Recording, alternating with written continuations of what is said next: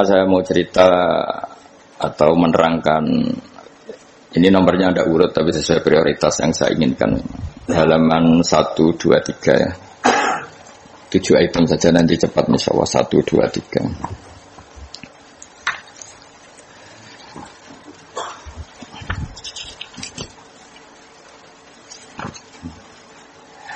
Nah, ini diterangkan di antara makalah ya, mutiara makalah yang disampaikan oleh Sayyid Hasan bin Ali, yaitu cucu Rasulullah SAW. Ketika ditanya oleh Imam Hasan Basri, kita tahu semua sanad thariqah sebelum Sayyidina Ali semuanya lewat siapa? Hasan Basri. Terus di Jawa jadi Hasan Besari, jadi macam-macam itu. Tukang les jeneng Jawa itu.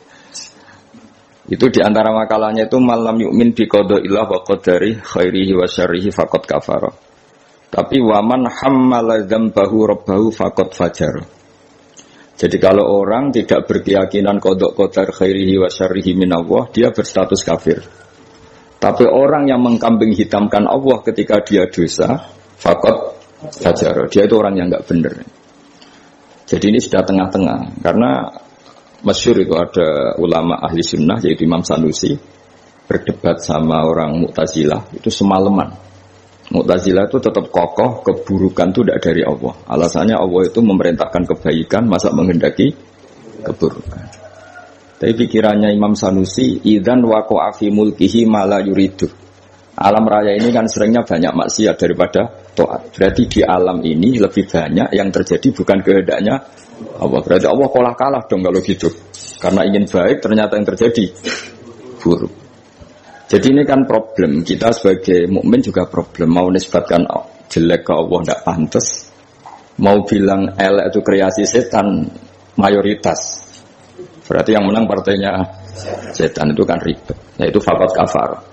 Orang yang mengingkari qada qadar itu kafir. Tapi ketika kamu dosa kemudian bilang kehendak Allah itu faqad fajara. Kamu pecundang. Nah ini sudah tengah-tengah. Jadi implementasi ini monggo mawon sementing ini itu makalah-makalah yang disampaikan Sayyid Muhammad. Terus sekarang halaman 14 ya. Dia ngambil 7 item. Ini acak saja karena ya emang kan gak mungkin nih Pak On ngaji lagi kan. Sudah sepuh ya. Udah ini teman saya lama. Paling lama saya berteman di UI itu Pak On. Ini bawaannya Pak Zeni dulu. Pak Zeni juga pernah ke sini. Itu kalau nekuni tafsir itu ya pusing. Enak yang tinggal baca. Saya tuh sering debat sama Pak Zeni itu sampai jam 2, jam 3 di kantor tuh di Badan Wakaf itu bekasnya rektorat. Itu kalau nggak selesai itu beliau jam 4 ke kontrakan saya di Ketonggo. Karena kita ini sangat fikih. Pak Zeni itu dulu kan fakultasnya adab. Beliau di sastra Pak Tamjiz. Jadi beliau lebih mengedepankan aspek balaghah lah. Saya fikih. Misalnya gini, sama terjemah ini kalau bisa ya hebat sudah bisa boyong. Misalnya az-zani la yankihu illa zaniatan aw. Itu ayat hukum apa ayat faktual? Di ilmu ushul fikih itu diteliti. Kalau ayat hukum berarti maknanya pezina itu enggak boleh nikah kecuali dengan pezina. Pertanyaannya, jenenge zina kok ora kepengin nikah, kepengin kumpul kebo, mbok ndak usah dilarang ya sudah. Ndak nikah kan memang dari awal sudah kumpul kebo, ngapain nikah ya. Jadi kalau diharamkan gunanya apa? Mereka sudah tiap hari kumpul kebo. Apa itu ayat faktual? Maksudnya Allah cerita al-waqi'ah, waqi'atul hal. Kalau dalam ilmu usul fikih, waqi'atul hal itu gini. Jenenge wong zina iku trene ya untuk wong sing padha-padha zania. Kan gak mungkin zanen kenalan mbek hafidhah gitu. Hafidhah kenalan. Jadi karena masa lalunya itu temannya itu ya entuk ya itu. Jadi itu bukan masalah hukum, tapi masalah faktual. Jadi kalau dosen ya untuk dosen kan kira dokter ya untuk dokter kan kira-kira gitulah. Orang itu akan mendapatkan sesuai komunitasnya. Kalau mahasiswa sesuai yang dipacar lah. Orang akan menikah sesuai yang dipacar. Maka terakhir yang dulu-dulu kan gagal. Nah, itu bedanya jauh nanti. Kalau itu dianggap ayat faktual, maka nggak dianggap nasah mansuh. Tapi kalau itu dianggap ayat hukum, pernah ada hukum bahwa orang yang soleh nggak boleh nikah zania. Terus hukum itu dimansuh oleh ayat wa ankihul ayama minkum wassolihin min ibadikum wa iman. Oh itu kan nggak bisa selesai. Mbok Sa'rawi, Mbok Imam Suyuti itu tidak akan selesai perdebatan seperti itu. Nah, kalau menurut asbabun nuzul ya mirip iya mirip enggak. Jadi dulu tuh sahabat dulu kan punya masa lalu lah. Di antara sahabat itu ada yang punya pacar perempuan cantik, namanya tuh Anak. Ketika dia sudah Islam, sudah baik, masih kangen sama pacar lamanya. Pacarnya itu di Mekah. Ketika Fatu Mekah ingat lagi. Jadi kayak mantane sampean terus rondo nilai meneh. Ini manusiawi sekali. Terus walhasil terus tanya, ya Rasulullah kalau saya nikah anak boleh ndak? Tapi dia masih begitu, maksudnya masih profesinya masih seperti itu, masih PSK lah kira-kira gitu. Kira-kira baghiyah kalau dalam bahasa Arab itu baghiyah. Terus karena si cowoknya ini sudah afif, sudah soleh, sama Quran dilarang, jangan. Kamu orang soleh kok nikah sama yang seperti itu. Nah, larangan ini itu larangan hukum, apa larangan sosial, apa larangan etika, itu perdebatannya ulama usul fikih. Kalau larangan hukum, itu jelas keliru. Kelirunya justru Islam itu ingin yang zania itu nang nikah, dan statusnya zania itu hilang. Makanya Nabi itu punya sekian sisi unik, karena beliau kadang ngendikan hukum, kadang ngendikan etika, kadang ngendikan tadi faktual, waqi'atul hal. Misalnya begini, ada seorang zania. Ini saya cerita aspek fikih. Zania sudah hamil, dinikahi orang lain. Ini harus melahirkan dulu apa enggak? Hampir semua ulama bilang enggak usah, karena enggak perlu ada apa? Iddah. Untuk zania enggak perlu iddah, karena iddah itu kan untuk nikah yang sah.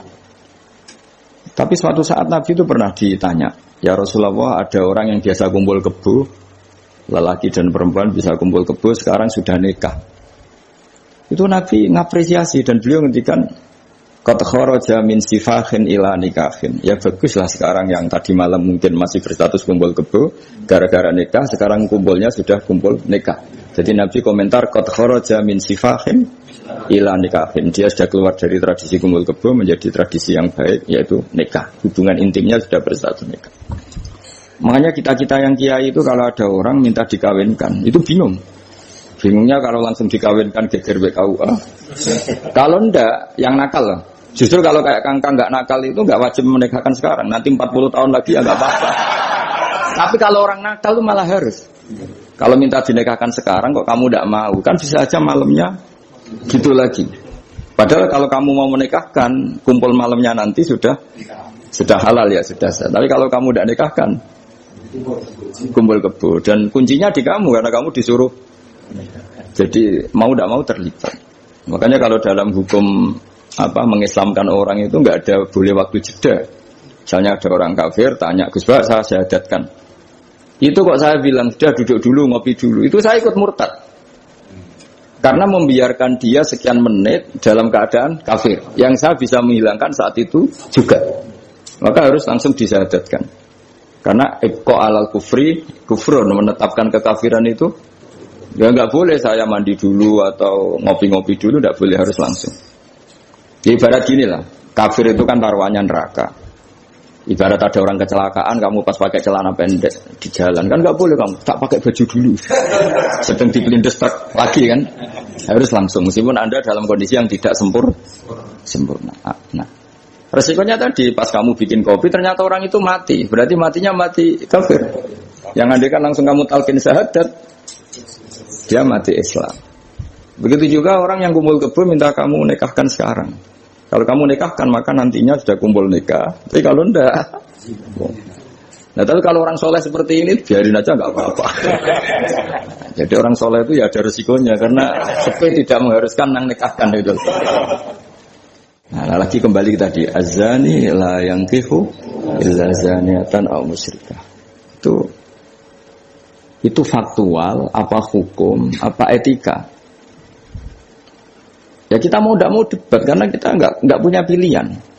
Ulama ada mengatakan itu nasamanso, ada yang anggap itu waqi'atul halannya, ya kondisi sosial pasti seperti itu kan. Nah, masa zani misalnya terus akrabnya sama hafidho atau solihah kan kemungkinan itu kecil. Kalaupun akrab ya mungkin yang satu nipu kan, pura-pura ada orang hidung belang kan. Nah itu mau tidak mau itu harus debat seperti itu. Kedua, aspek yang sering saya debat dengan Pak Zaini itu aspek bahasa fikih. Bahasa fikih itu menuntut vulgar. Nggak boleh kinayah, nggak boleh persemuan tarik. Kalau bahasa Pak Zaini karena beliau biasa kesusastraan itu lebih halus. Itu memang ya ribet. Ya karena kita sering tidak punya pilihan. Seorang lagi sering tidak punya pilihan. Nggak boleh misalnya zina itu dibahasakan tidur bareng. Nggak boleh. Karena kalau tidur bareng dihukumi zina, berarti orang yang tidur bareng tidak melakukan itu boleh dirajam kan. Itu kalau di fikih harus vulgar. Ada saksi yang menyaksikan itunya masuk sampai dubetel. Saksi ngerti tidur bareng atau berdempetan saja nggak boleh. Jadi ya agak kacau memang bahasa fikih itu mau tidak mau harus vulgar. Nah, resikonya orang-orang etik itu tidak mau. Nah, di sini terus misalnya ada masalah ketika aula mastumun nisa. Aula mastumun nisa itu bahasa sastra apa bahasa beneran gitu. Kalau bahasa sastra berarti Quran itu sangat halus sehingga membahasakan jima itu lamastum. Nah, Ibnu Abbas berpendapat itu atau kamu hubungan intim sama istri kamu itu membatalkan wudu. Nah, ini yang kelompok-kelompok tertentu berpendapat gitu, makanya untuk batal nunggu hubungan suami istri. Tapi ada ulama mengatakan lamastum memang benar-benar nyentuh, jadi sekedar nyentuh tangan ini sudah batal. Jadi efeknya ini besar. Yang satu bilang lamastum kinayatun anil jima, sehingga untuk mengatakan batal harus nunggu jima. Yang satu yang memang lamisa, memang pegangan saja. Nah, terus jadi dua kelompok mazhab itu. Jadi memang perdebatan memaknai Quran itu ya mau tidak mau. Cuma kalau sama-sama ahli kan masih ada ringnya. Nah, sekarang yang ribet itu maca Quran ra iso isane terjemah melok nafsi riwayat. Musibah itu. Itu musibah besar. Nah, karena Quran itu kalau bahasa itu diulang. Diulang ini supaya maknanya itu begitu. Kadang sama. Makanya kata Imam Ghazali, ngulang itu karena sama. Misalnya gini ya. Tak beri contoh ya. Orang dosa itu pasti punya akibat ke orang lain. Disebut ajroma. Ajroma itu melukai orang lain.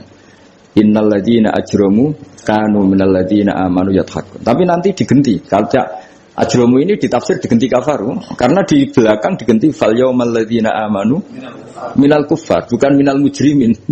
Jadi di depannya pakai kata ajramu, di belakang pakai minal kuffar.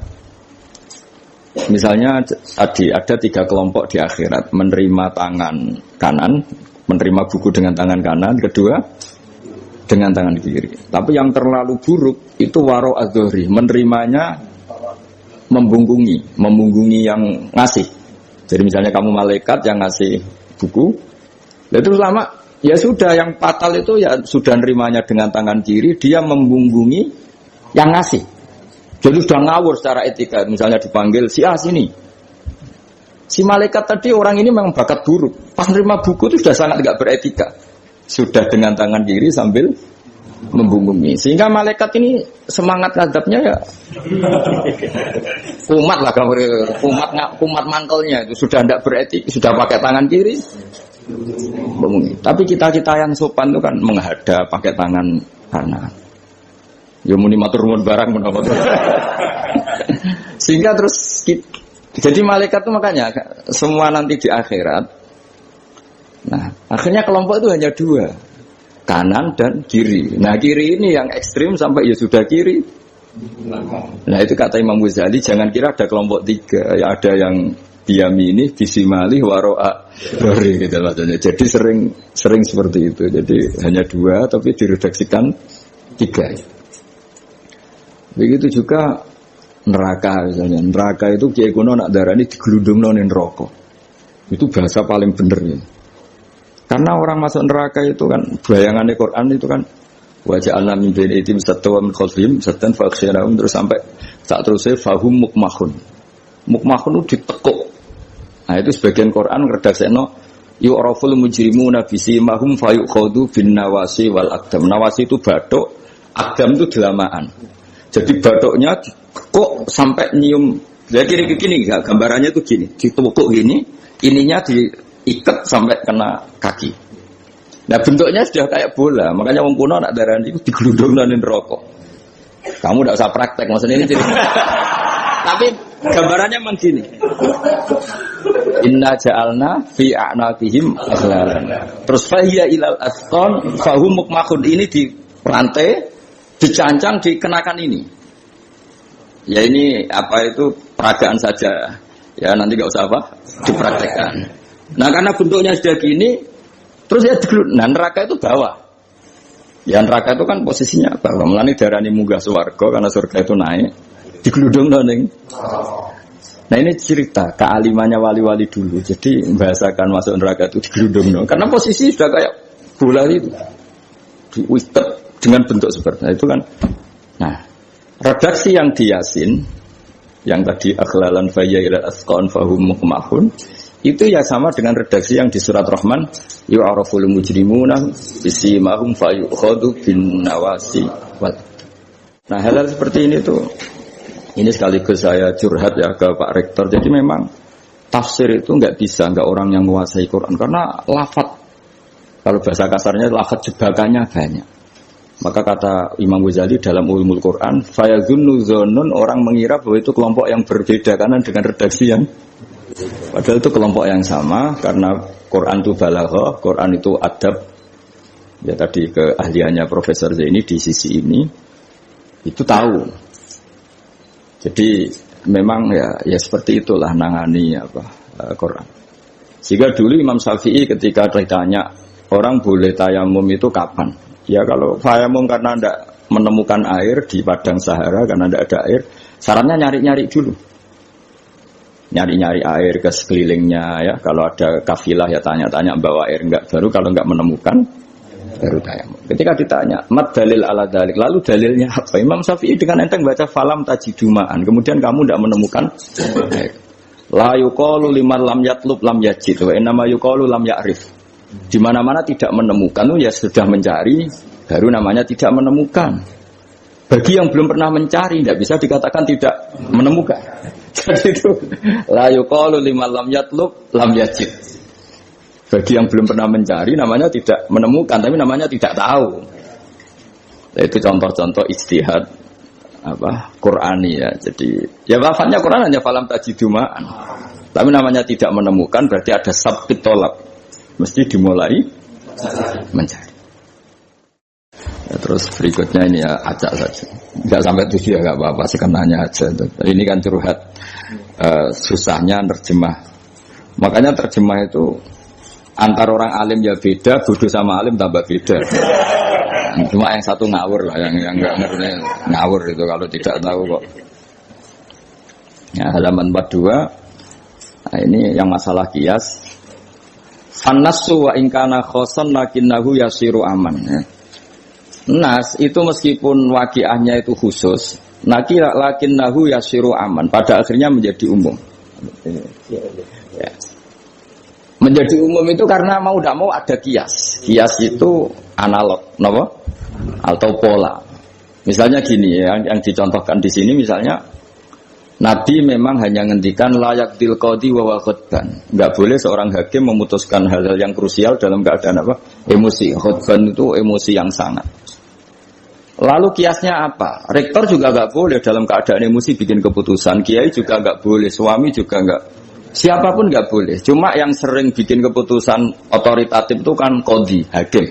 Jika Nabi hanya ngendikan al-qadi. Lalu ulama mengatakan khutban itu kenapa tidak boleh? Karena orang kalau emosi itu akalnya agak mati paras lah gitu.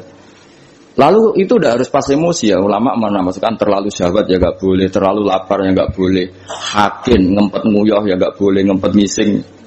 Sehingga kata khutban kemudian diganti fi halatin yasu'u khalquhu fiha. Dalam keadaan yang dia nggak begitu normal. Di antara gak begitu normal, terlalu syahwat ya nggak boleh, terlalu emosi nggak boleh, terlalu lapar, lalu nahan kencing, nahan BAB dan sebagainya. Itu lafadz itu wan nasu wa ingkana khoson nas meskipun khusus yaitu Allah Nabi hanya ngendikan khutban, tapi nanti menjadi umum berdasar hukum apa? Qiyas. Nah di sini Pak Ainur Rahim Fakih yang sering kita beda ya. Misalnya ini bukan meng-NO-kan yang Muhammadiyah atau Muhammadiyahkan NO, karena kalau kita ini biasa saja. Orang NU ya pasti Muhammadiyah karena umat Kanjeng Nabi Muhammad sallallahu alaihi wasallam. Orang Muhammadiyah ya pasti dengar NU lah karena gerakannya ulama. Masa tidak mendengar ulama? Tapi setelah jadi ormas ini jadi yang NU tidak Muhammadiyah tidak NU. Misalnya kamu NU ditanya Allah, "Akun tamin ummati Muhammad." Ya na'am. Itu bahasa Arab ummati Muhammad itu. Muhammadiyah tak kok iki anut sapa ya anut ulama. Jadi tapi wong nganggur geger sebenarnya. Nah kita termasuk yang enggak nganggur jadi rapati geger. Saya beri contoh. Nabi itu ketika habis sholat itu akbala ali nabi wajih langsung berputar menghadap ke kita. Jadi kalau di Indonesia langsung menghadap ke timur. Itu ada yang mempraktekkan dan itu bagus. Jelas semua teks hadis seperti itu. Tapi di beberapa hadis itu insorofaan yamini, kadang insorofaan simali. Karena begini, Nabi itu kalau sholat, itu orang yang dari 7 kilo, 8 kilo semuanya lari. Kepengen makmum Kanjeng Nabi. Sehingga kalau makmum Nabi ini bahaya ketika itu astagfirullah. Alhamdulillah. Memang janjian rawuh. Ya saya teruskan ya. Jadi ternyata di surahul hadis, para pensarah hadis, ketika Nabi menghadap ke timur, dan itu ya banyak yang meraktekkan, dan menurut saya tidak masalah. Itu karena Nabi tidak ingin orang yang datang terlambat, kalau dalam bahasa fikih disebut masbuk, itu Nabi nyirafi sholatin, padahal hakikatnya sudah tidak sholat. Jadi andaikan Nabi tetap menghadap ke barat, misalnya di Indonesia, dengan posisi duduk yang sama, maka yang datang terlambat langsung usolli fardhu zuhri, makmuman, dengan arti makmum ke Nabi, terus duduk. Nah kalau dia makmum padahal Nabi nyatanya sudah selesai, itu sholatnya tidak sah karena menggantungkan sholat atau iktimam dengan orang yang sudah tidak sholat. Nah sehingga gerakan Nabi ini dianggap maklumat kalau beliau sholatnya selesai. Nah karena filosofinya itu maklumat kalau sholatnya sudah selesai, ada yang milih memang benar-benar ke timur juga maklum kan, gak mungkin sholat madhep ke timur. Sehingga yang datang tahu, terus ada yang milih ngalor. Jadi sebetulnya itu bisa pakai. Ya kayak orang tahlilan pakai keplok sudah selesai itu kalau sebetulnya bisa pakai apa saja yang penting memaklumatkan kalau sholatnya itu. Nah, ini yang ngendikan tidak saya kitab Fathul Bari karangannya Ibnu Hajar Al-Asqalani sarah Bukhari paling populer. Nah itu yang disebut Sayyid Muhammad wan nasu wa in kana khoson fa innahu yasirun aman. Ya kayak tadi misalnya laidil qadi wa huwa khutban, kemudian khutban ini memasukkan semua kondisi yang kita kurang fit. Itu tidak boleh bikin apa? Keputusan. Qadhi ya juga kita ganti. Tidak harus qadhi Pak Rektor, Pak dosen, seorang suami kalau bikin keputusan jangan dalam keadaan yang khutban atau ngempet nguyuh, ngempet ngising, hakin itu. Kalau dalam bahasa Arab hakinan itu. Nah ini penting saya utarakan karena kalau kita terlalu tekstualis itu nanti kita naik Innova tidak perlu baca subhanalladzi sakhkhara lana hadza. Karena ayatnya itu kan wal khaila wal bighala wal hamira litarkabuha wa zina. Ini tidak ada Innova ini. Ayatnya ya litas tahu ala ya sumatas guru ni'mata rabbikum idza stawaitum alaihi wa taqulu subhana. Ini kan jelas litas tahu ala zuhur ini Innova tidak ada zuhurnya, ini tidak ada punggungnya. Jelas ayat sebelumnya tentang wal khaila wal bighala wal hamira litarkabuha wa zina. Nah, jadi kalau terlalu tekstualis maka naik Innova Ferrari itu tidak usah baca subhanalladzi karena ayat ini tentang ya tentang khimar dan seterusnya.